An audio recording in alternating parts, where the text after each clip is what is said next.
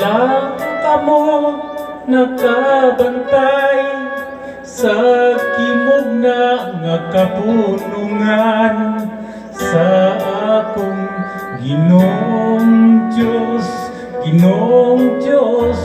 Robin Cleo. Wala siya nagpasagat sa tanan nga mga katawhan sa tibuok nga kalibutan, anan ilang gitudluan. Asa naman kamo nganong nga kamo may palayo, nga ang iwag ang bibiiming kapunungan, ikang samahan nga maukaron kini ang Robin yan nga giandam sa tanang katawhan.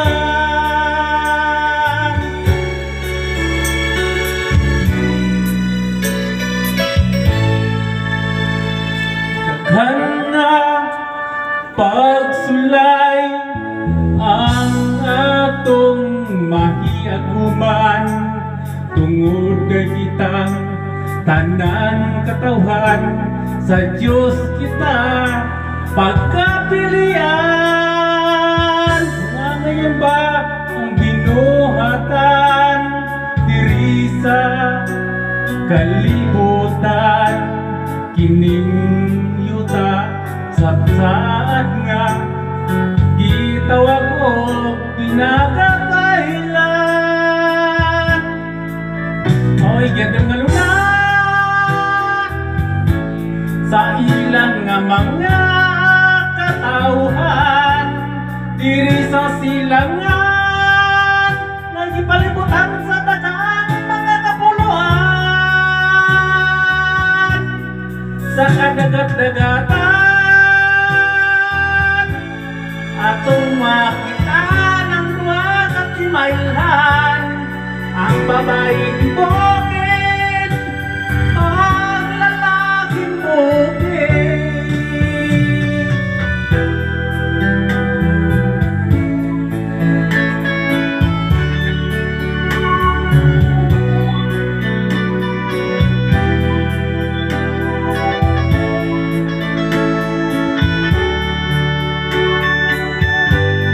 Inyong gikalimtan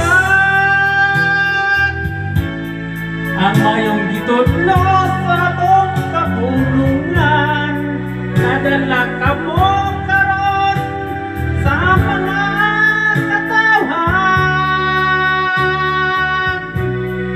nga gisugod lang aron kini sila mo tinal sa tanang